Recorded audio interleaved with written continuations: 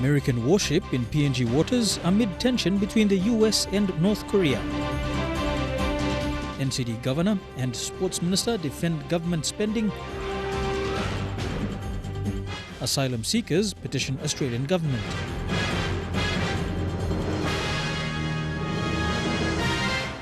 This is National MTV News with Meriba Tulo. A very good evening. Thank you for joining us for Tuesday's news. American warship USS Comstock will be leaving Papua New Guinea tomorrow. US Marines on board the warship have been in training with PNG Defence Force personnel over the last 3 days. Sarah Aupong with this report. A tour on board the warship shows its capabilities. Commander Bradley Coletti is the captain of the ship, which can carry up to 800 personnel at any one time. United States Marine Corps, it's always been a team. But right now we have different chains of command. So I fall under the Navy, Lieutenant Colonel Reynolds falls under the Marine Corps. So he has his people that he's responsible for, I have the people that I'm responsible for. But the mission is always the same. We are here to accomplish whatever mission is. At 186 meters in length and standing 25 meters above sea level, this warship has both land and sea capabilities.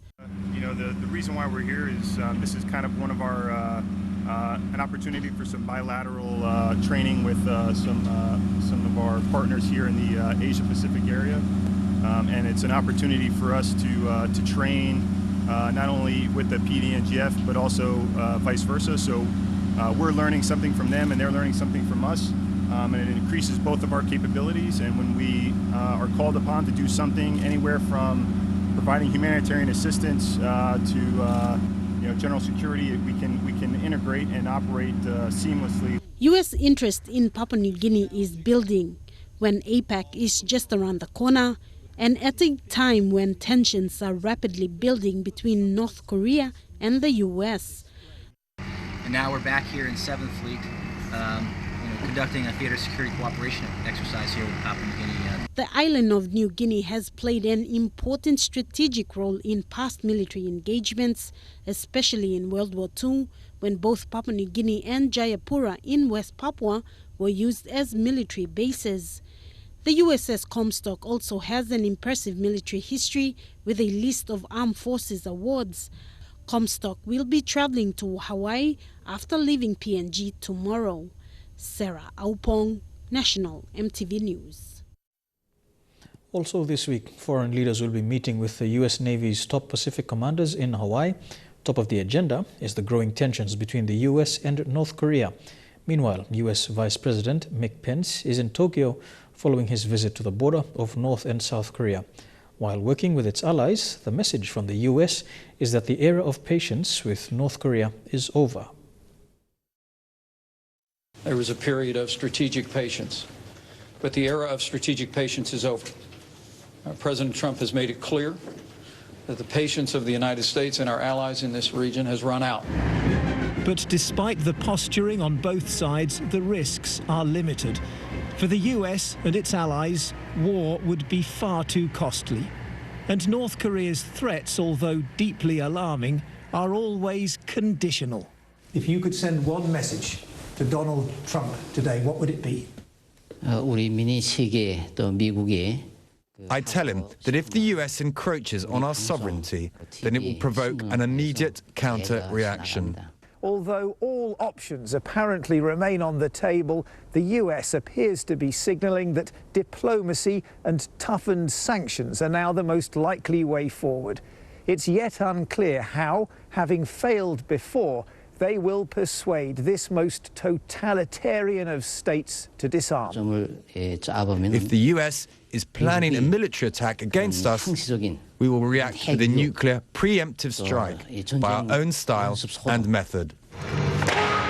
Militarized, isolated and repressive, North Korea has the right to follow its own path, and, he insisted, no one will be able to stop it. PNG Defence Force Chief of Staff Colonel Ray Numa has acknowledged outstanding exercises conducted by naval officers in 2016. They include Exercise Kakadu in Australia and the apprehension of 50 illegal Vietnamese fishermen by HMPNG Siedla in Milne Bay last December. The Chief of Staff was in Manus as the reviewing officer for Lombrum's commanding officer's beginning of year parade. He was received by 2 platoons comprising of over 40 naval officers and the famous military band from Port Moresby's Tarama Barracks. Commander has declared this year as a year of leadership, and the theme is operational readiness. What does that mean to all of us?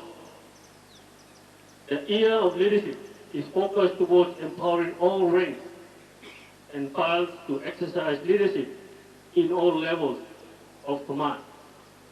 In his address, Colonel Numa reminded members of the Sea Element the importance of upholding their military code of ethics and acknowledged their performances in 2016.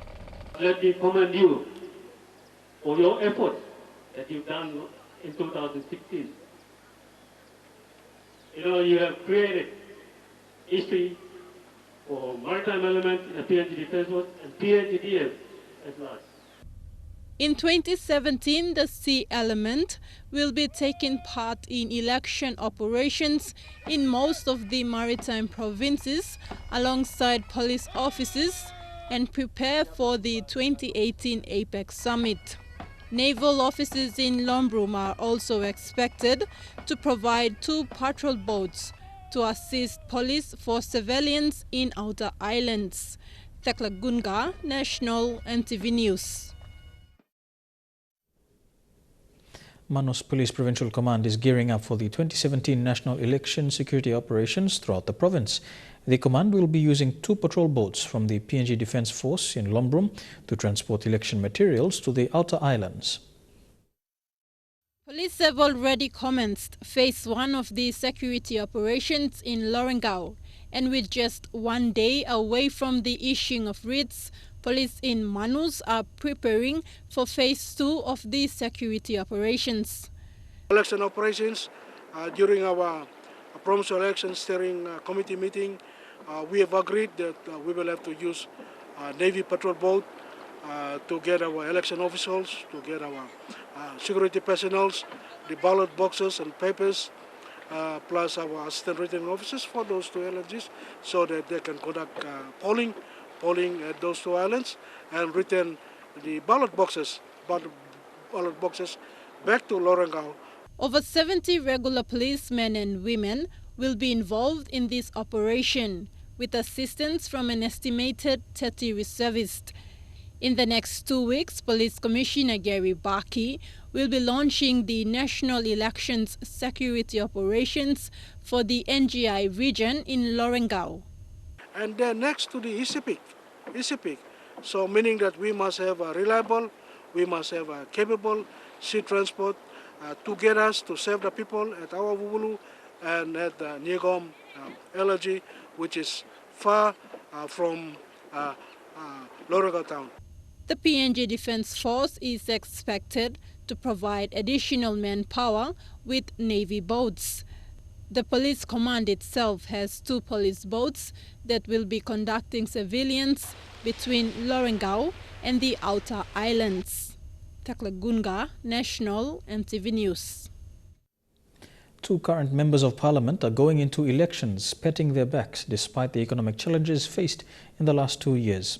Today, NCD Governor Paul Sparkop and Sports Minister Justin Chechenko defended the current government spending. They say it's okay to have a deficit budget in light of falling commodity prices. Bethany Harriman with this report.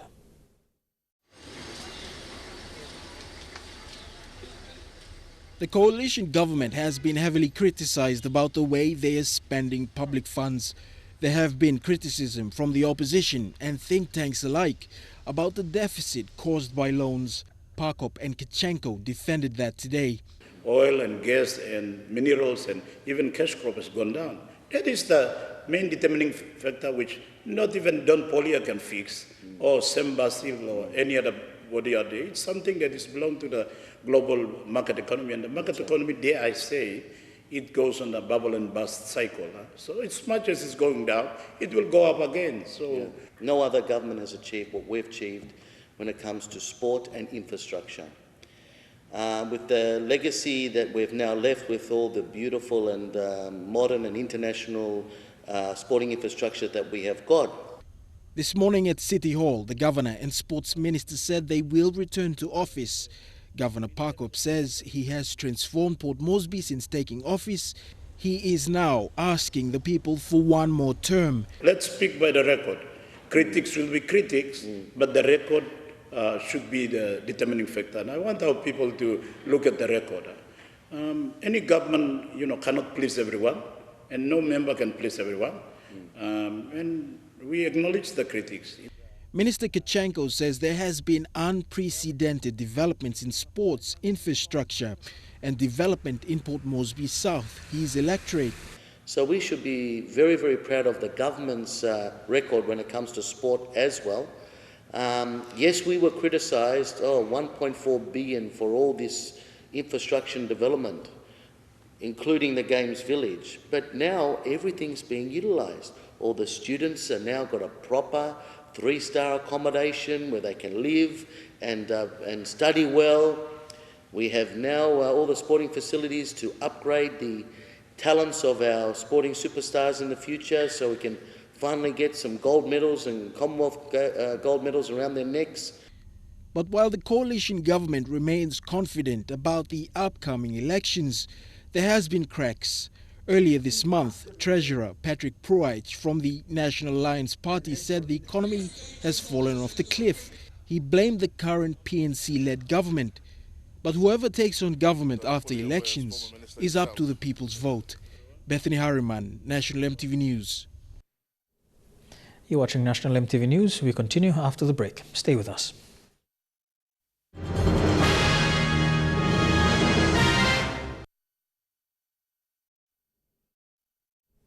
Welcome back to the news. A remote village in Milne Bay Province received 6 useful chainsaws on Wednesday, the 12th of this month. Kapurika Hamlet in the Huhu LLG were presented the chainsaws by Member for Alatau and National Planning Minister Charles Abel. Although located miles away from the township area, Kapurika villagers aren't all disadvantaged. They are landowners with ample quality logs on their land and at their disposal. 6 chainsaws, each worth close to 5,000 kina, were purchased through District Support Improvement Program or DSIP funds. In keeping with Vision 2050 and seeing improved lives, 6 Kapurika clans were presented a chainsaw each. The aim is to see the people utilize the chainsaws to create opportunities for themselves, including cutting timbers for permanent houses. A previous chainsaw, also presented through Alatau DSIP, was used to build a vital elementary school for the hamlet. It is hoped that this trend of self-sustenance will continue with the new issue. Deli Waigeno, National, MTV News. Over the better part of the last decade, education has been the focus of government, but there is a need for school boards of management to improve governance and leadership capabilities. For the 4 villages within the PNG LNG project area in Central Province, what began as work on developing a training program for boards of management has been deemed successful that the Central Provincial Government has come on board to have this training rolled out in other Central Province schools. For the 4 villages of Porabada, Papa, Boira and Lealea, education has been identified as a crucial need within the community. And so, with support from ExxonMobil PNG, these communities took part in a program aimed at strengthening school boards for primary schools within these communities. What started out as basic training has evolved into a training manual, one that other schools can use as a blueprint for how to conduct their affairs in line with set procedures. So we decided that together in this partnership, we developed this training manual. Specifically, a tool to build capacity of school boards of management in primary schools in Papua New Guinea. It started in the 4 planside communities, but this training manual can be used in all the other schools throughout Papua New Guinea. For Papa Primary School Principal Samuel Mayabau, the changes observed through this training has been positive, with school boards of management now being seen as a partner in education rather than a hindrance. Handbook the PNCs thought that they had the authority above the Board of Management, so they could do anything they wanted. But after we went through the workshop, the PNC know exactly what to do. If they want to call for a meeting, they have to be authorized by the Board of Management, not by the head teacher.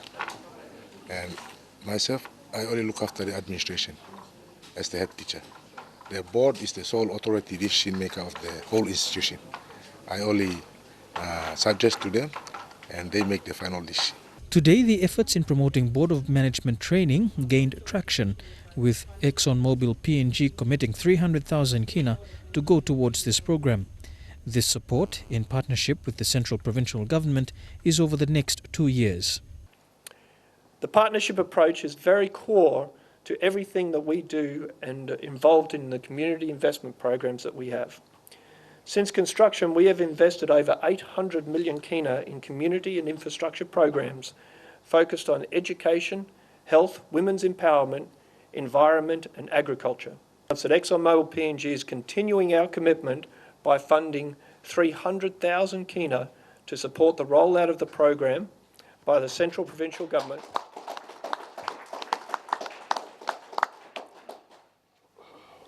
The Central Division of Education and more broadly the province for 2 years over 2017 and 18. And knowing that education is the #1 pillar in the province, we thought that whatever that ExxonMobil was going to do in the 4 impact villages, we will embrace it and run with them. As a result of that, we have given our full support, and that born this important document that is going to be launched and signed today. The rollout of this training program for school boards of management will be carried out by SME Sinapa Development Consultants. Given the positive outcomes from the 4 schools in Central Province, a similar training is being rolled out in selected schools in Hela within the PNG LNG project area. I'm also excited to say that the Board of Management program has been extended to 10 schools in the Hela province who will be trialling the program this year. The first introductory training concluded 2 weeks ago in Tari, with 30 Hela Provincial Government, Administration and Division of Education representatives attending the program. It has been well received and we're looking forward to rolling it out across other schools across Hela. Merabatulo, National EMTV News. Hundreds of youth from around the country are in Port Moresby for the 2nd National Youth Conference. Organisers say youth must be the focus for government. They came as far as Bougainville. Youths around the country will camp at the Yarama Christian Fellowship Center for the next 3 days in Port Moresby. It's a small gathering with many expectations to involve many youths as possible for this life-changing event. We also invite any other youths that's on the street around Gordon's area, around Yarama area to come in and let's have a great time in fellowship and receiving the word and understanding and encountering the truth, which is Jesus Christ. Organizers say churches are doing the best to prepare youths and the government must help in its capacity. Their focus is mainly on infrastructure and putting their focus on the others. After all, the youths are the leaders of tomorrow. And we believe that if we begin to prepare the youths, our tomorrow will be right. The conference theme is Encountering the Truth. Youth leaders hope this conference will have an impact on every participant. This will be the 2nd National Youth Conference. The first was held in Ley last year. Progress inside long spiritual growth na bringing people some like inside spirit long. Youths from other 3 regions are expected to come in numbers. Jack Lapave, Junior National, EMTV News. Despite the turn of events in the Korean Peninsula, Korean Ambassador to Papua New Guinea, Kwak Bam-soo, says respect is the key to strengthening bilateral relationships. The Korean ambassador made this statement after presenting educational stationery to Rainbow Christian School in Port Moresby. Ambassador Bam-soo said PNG and the Republic of Korea will advance ties for development purposes. Meanwhile, school principal for Rainbow Christian School is appealing for Bible study to become a core subject in the country's education system. I know that our bilateral relationship between Republic of Korea and Papua New Guinea has been developed on the spirit of respect, respect for each other. I believe that Bible education, Bible study should become the core subject, one of the core subjects in our schools in Papua New Guinea, besides science, maths, and English. The Police Training College has expanded its training programs into provincial towns. Last week, police personnel in Milne Bay and Manus provincial commands completed a week-long of training on frontline supervision. In Manus, at least 4 police women were amongst the 30 officers who underwent the training. My objective is to train our policemen and policewomen and to upskill them for police work.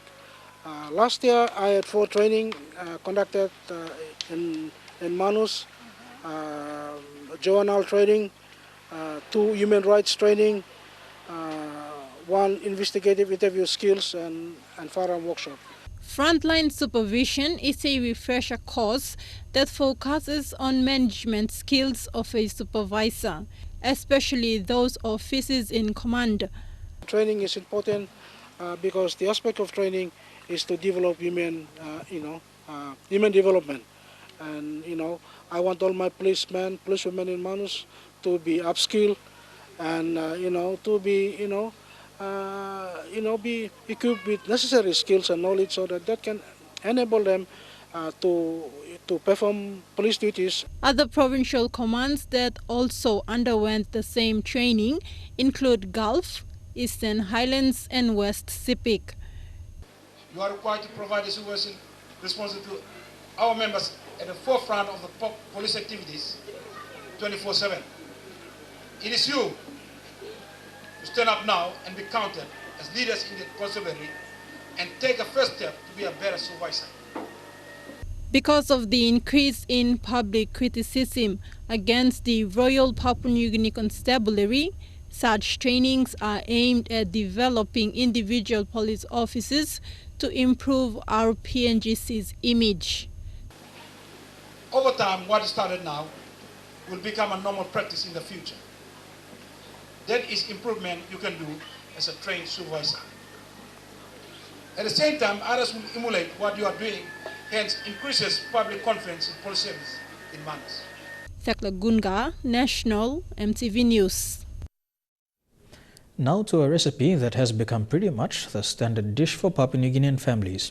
Chicken cooked in coconut cream and served with rice or vegetables. While there are variations, adding a touch of ginger or spices gives it that added flavor. Scott Wide with an intimate look at coconut creamed chicken. Chicken cooked in coconut cream has evolved into an urban recipe for many Papua New Guinean families. It is arguably a standard dish. You cooking plain, it was a normal time. But time you grease him, it was an extra effort you make him. The key ingredients can be broken down into 4 essential categories. The meat or chicken, in this case, greens, taro and cooking bananas, and most importantly, coconut, which forms the base of the soup. Coconut extra flavor. Of course, there are quicker alternatives and many variations, but we chose to do things the traditional way. Our volunteer Ruben offered to husk and scrape the coconuts. Meanwhile, another volunteer prepared the chicken by stripping off its skin and feathers. Each ingredient is important, each complementing the coconut and the chicken. Taro, no place, and a staple food, especially the morobe, because he got some special occasion. And taro, I must present. The beauty of living in Leh is that you can get a variety of vegetables from the coast and the highlands that end up at Leh Market. Carrot blown, onion blown, tomato blown too. In the end, what you get is a healthy, delicious display of color and flavor, impossible to resist no matter how often you eat it. Scott Wide, National EMTV News, Leh. And from chicken to the finance report. The kina closed unchanged at $0.3145 in the interbank market. At Bank South Pacific, the Okina was buying $0.307 US dollars, $0.402 Australian dollars, $0.2864 euro, and 33.22 Japanese yen. Looking at commodity prices at New York close, coffee, cocoa, and copper closed higher, while gold closed the day lower. Copper closed higher, while palm oil and crude oil closed the day lower. And on the stock markets, the Dow Jones closed 183 points higher, the ASX closed 58 points lower, and the All Ordinaries closed 62 points lower. Here with National EMTV News, among stories after the break, refugees in Manus petition the Australian government. Stay with us.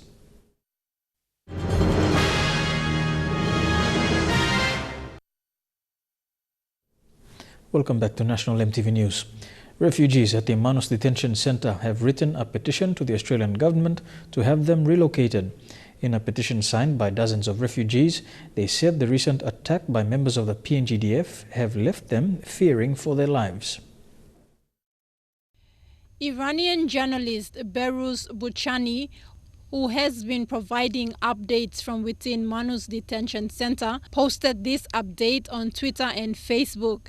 It is a short letter written by refugees to the Australian government, highlighting the difficulties they have been facing since the killing of Reza Barati in 2014. The letter says, since the last incident in which members of the PNGDF attacked refugees, they have been living in fear. Last Friday night, a confrontation between refugees and members of the PNG Defence Force escalated into violence. Shots were fired and refugees, staff and police were assaulted. The PNG Defence Force released a statement saying their members were provoked after a soldier was assaulted. A police statement released on the same day said one of their vehicles were confiscated by soldiers and their members assaulted. This latest incident has triggered another scathing attack from the Manus MP, Ronnie Knight, who has accused the Australian and PNG governments for not following the UN guidelines. Meanwhile, both the police and army comrades have said they will initiate investigations into the incident. Tekla Gunga, National EMTV News. A database for Port Moresby settlements and Motu Koitabu villages has been launched. This database is for the NCD Grassroots Network Foundation. Its aim is to empower people living in the settlements and villages to engage in the SME sector. Governor General Bob Dadai was at the launch of this database. The Governor-General Bob Dadai received a state welcome to launch the NCD Grassroots Network Foundation database.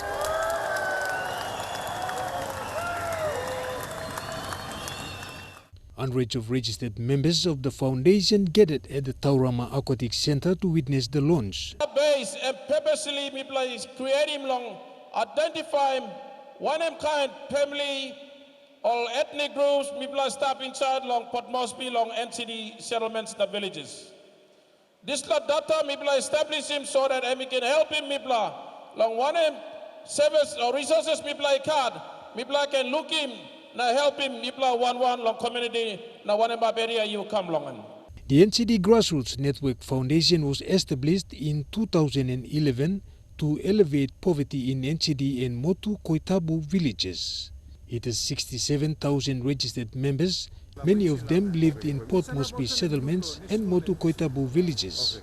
Many are affected by water and food poverty. Occasion, and we come up good plan because Governor General of Papua New Guinea he graced him this occasion today. Now, and we give him big plan name along this occasion. Now, walk along National Capital District Grassroots Foundation.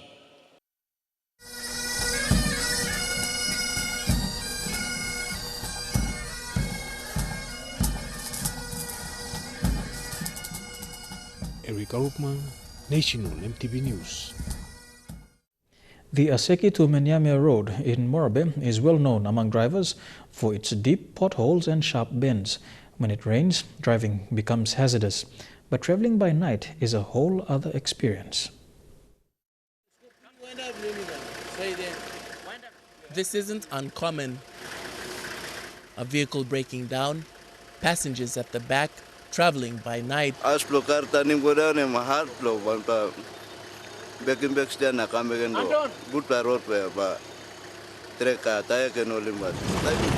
had rained earlier that day. Again, near-death experiences are an accepted fact for these drivers. We approached the famous Warakaris Trench. The pictures have been shared so many times on social media. We get bogged. Anton and Griffin, our driver and attendant, quick to avail the situation. The Warakaris Trench, the only way out is by this. We wake up the operator at close to midnight, attach the chain, and we're out.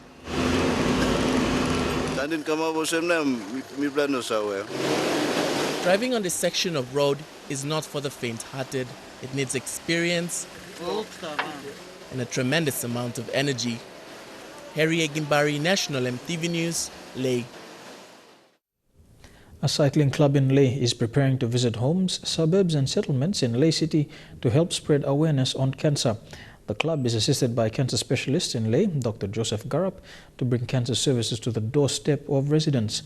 Dr. Garap says the initiative is a proactive way of fighting cancer. Julie Badui-Owa with this report.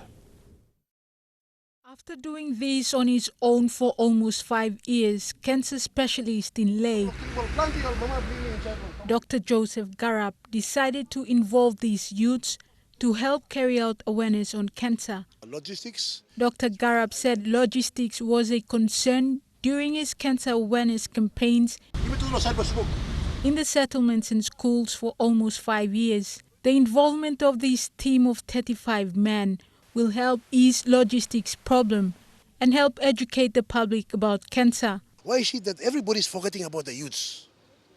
So I said, okay, look in my own way. This is what I'm doing, and I would like your assistance to assist me to reach out to areas where I cannot reach out. Cancer is a killer disease destroying lives of young and old. Many cancer patients are not treated due to financial hardships and lack of awareness. The most common is cervical cancer in women. Cancer is killing especially our mothers who are being the victims of cervix and breast cancer, mouth cancer, and also. The club began the first awareness today at Salamander.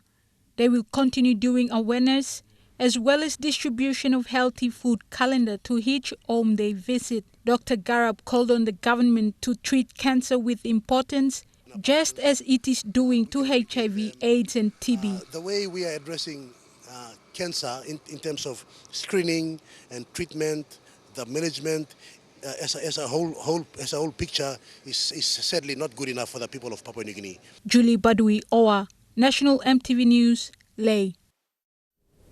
Victor Apis is a member of the group of cyclists who are going around in residential areas informing families about the signs and symptoms of cancer. Victor is a young cyclist who will be part of the group of riders who have joined in the fight against cancer. This group of cyclists put their hands up to support Dr. Joseph Garap in informing people about cancer and the importance of getting tests in order to get early treatment. Cancer am sa itan na nit na sakam at tinting blumio sa lodis pla awareness am good pla. So I'm give them the voice lo this lines of suffer that I'm can talk him all this la where I mean all you know got cancer yet na all can prevent him na to this law well style first states all can hurry up lo attend treating this la. This group of cyclists admitted they have no idea of cancer and the state of the cancer problem facing the National Cancer Treatment Center until now. They're calling on the national government to assist the PNG Cancer Treatment Center in Leh in order to assist cancer patients get the need that they deserve. Me looking way doctor came looking mo some all the system me blog time run down all facilities no machine no expert to all go out finish so mas look lo disla na me encourage him to all young people sumatin all medical student mas look to lo kisim disla feel lo support him doctor to lo fighting disla can fight against him cancer. Government to more funding money one side lo HIV AIDS na TV but also looks all cancer. That was la initiative lo Dr. Joseph Garapem. Kano sa help mo mama lo luksawa almas awesome. Kensa mam bla kila lo PNG so. Sla gaman to almas tram lo fundim samla funds kunchit lo help him doctor lo sla awareness lemelo. Sebi mo mama no Susan or anti blimilo PNG. In March, the Health Secretary Pascal Kase told the media that the National Health Department is aware of the cancer problem and has plans in place to fix the problem. However, this is the 5th month and the PNG Cancer Unit still needs an oncologist, a specialist doctor who can operate the cobalt machine and prescribe radiotherapy treatment for patients. For now, at least 30 patients currently admitted at the cancer ward are still waiting to undergo radiotherapy. Mata Luis, National EMTV News, Ley. Here with National EMTV News, Trukai Sports is next. Canoe racing on the Aroma Coast and preparations for the Coral Sea Classic. Stay tuned for the details.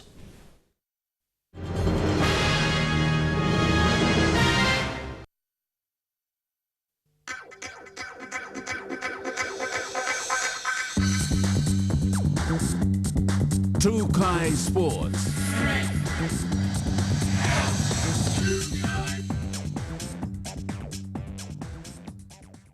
Welcome to Trukai Sports. Prime Minister Peter O'Neill was in the Abau district in Central Province yesterday for the largest boat race held along the Aroma Coast. Named the Peter O'Neill Cup, the Prime Minister said his support towards the race is to encourage tourists' attraction to the area. Mr. O'Neill said the canoe race will also help to build community spirit.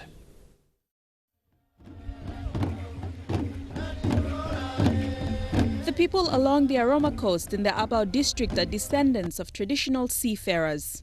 Prime Minister Peter O'Neill was at Maupa village along the coastline on Easter Monday to support the canoe competition.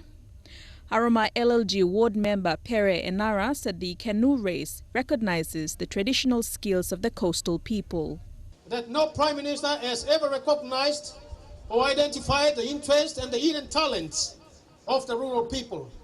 Competition coordinator Chris Enara said the competition is in its 3rd year running and it promotes and brings back the unique seafaring skills of the people. We are very grateful that such assistance has enabled us to attract champion canoeists from the Central Province to come and showcase their sailing knowledge and skills. This year, we want O'Neill Cup to be celebrated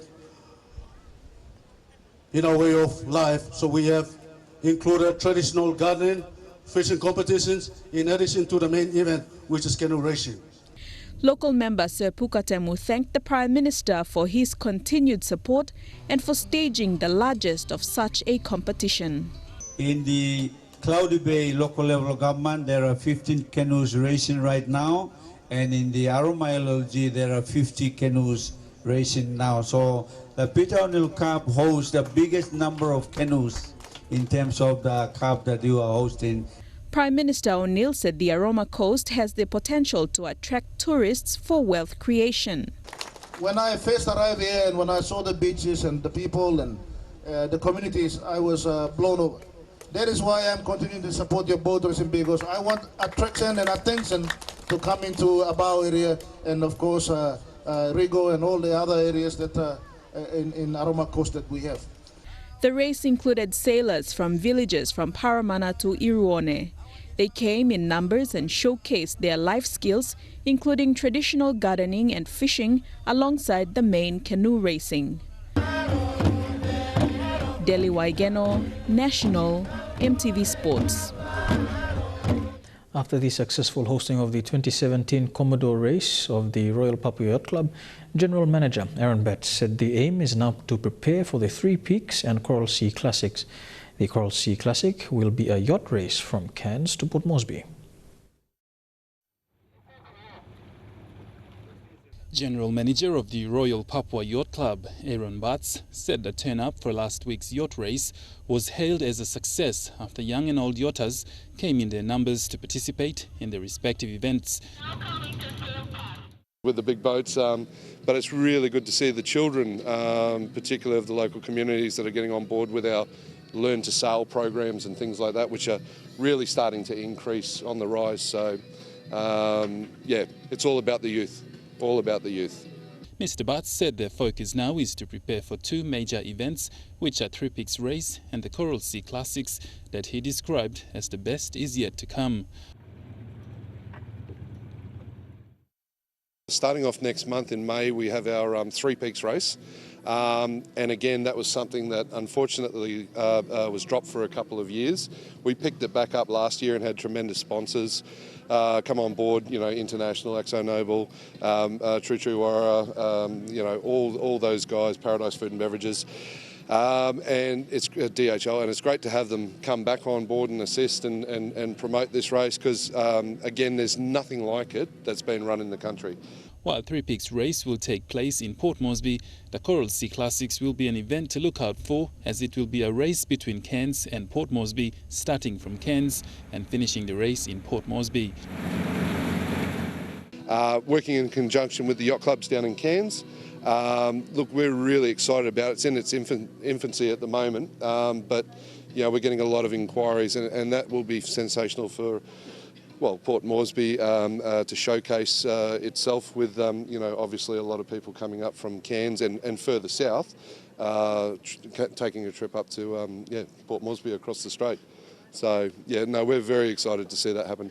But said Three Peaks Race is expected to be bigger and better this year. Godwin Eki, National, MTV Sports. The Papua New Guinea national athletics squad is set to be finalized by the end of this month for the Oceania Championships in Fiji. The championships will be held from the 28th of June to the 1st of July. Competitions will be held in Port Moresby, Lae and the New Guinea Islands region. Athletes selected for the team will try to qualify for the World Championships. PNG 400-meter specialist Nelson Stone will be racing in Port Moresby over the next 2 weeks and will be up against a few upcoming runners in the country. The best of the development athletics squad will be considered as well to make the final cut. Trukai Sports continues with beach volleyball and an update on the NRL after the break.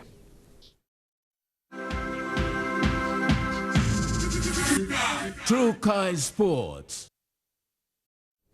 Welcome back to Trukai Sports. Papua New Guinea will send a beach volleyball under-18 men's team to compete at the Youth Commonwealth Games in the Bahamas in July. Currently, a selected group of 14 players are in training to represent the country. The final selection of the best 2 beach volleyball players will be announced next month. Almost reaching the middle of 2017, this year's focus was on the under-18 men's competition. After 3 months of trial matches, a team of 14 players were scouted into the train-on squad. Since the selection, the players have been training, and speaking off camera yesterday, President Kiladik said the under-18 men's train-on squad will be cut down this weekend to 6 players. Once the team is narrowed to 6 players, they will continue their training until about May or June before the best 2 will be selected to represent PNG. These 2 players will then be the only 2 training to attend the 2017 Youth Commonwealth Games in the Bahamas from the 19th to the 23rd of July. PNG surprised its Pacific neighbours by winning gold in beach volleyball at the 2015 Pacific Games, courtesy of Mohamea and Kilarupa. Meanwhile, PNG Volleyball Federation will also send both men's and women's team to Fiji for the Commonwealth Games qualifiers, but in the meantime, trials are continuing and will close at the end of this month. These qualifiers will be critical for PNG as it will determine their place at next year's Commonwealth Games on the Gold Coast. Meanwhile, the under-15 boys and girls, as well as the under-18 women's competition, will continue and will see the finals mid-year before next season starts. Godwin Eki, National, MTV Sports. To the NRL, round 7 ended yesterday afternoon with the Eels 26-22 winners over the Tigers. It kicked off with a triple header on Friday night with the Bulldogs beating the Rabbitohs 24 points to 9 at ANZ Stadium. The Roosters embarrassed Knights 24-6 and the Broncos edged out the Titans in a 24-22 victory. The Broncos, who had struggled in attack all night, looked done, but Matt Gillett had one last effort to block the punt, which saw James Roberts cross over for the match winner. On Saturday, the Sea Eagles suffered a loss to the Storm 30 points to 26. The Raiders continued their winning form in a 20 points to 8 victory over the Warriors, and the Dragons beat the Cowboys 28-22 at Wynn Stadium. The Cowboys, who are currently without skipper Jonathan Thurston, struggled all throughout the match. The last match of round 7 saw the Tigers take on the Eels. The Tigers dominated the first half, leading 16-10 at half-time, before the Eels came back in the second half, scoring 3 tries in a row to take the lead and eventually win the match. They didn't get there in time to stop the clock. Elijah Levet, National EMTV Sports. And that ends Trukai Sports. We'll have further weather details when we come back. Trukai Sports.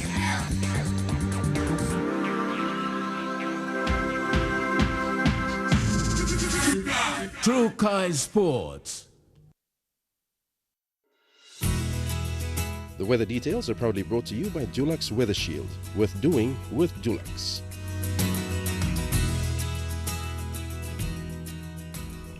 Here's a look at the weather forecast over the next 24 hours. In the southern region, Port Moresby and Kerma becoming cloudy. Overcast with some showers for Daru, mostly fine for Alata, cloudy with showers for Popendetta. To the Momasa region, becoming cloudy for Leh and Wau, cloudy with some showers in Madang, overcast with some showers over the next 24 hours for Wewak and Vanimo. To the New Guinea Islands region, mostly fine for Lorengau, becoming cloudy for Kavieng, cloudy with some showers for Kokopo, Rubau and Buka, and becoming cloudy for Kimbe. And in the Highlands region, Mount Hagen, Goroka, Kundiawa, Mendi and Wabeg, all these major centres, can expect some cloudy weather with early showers.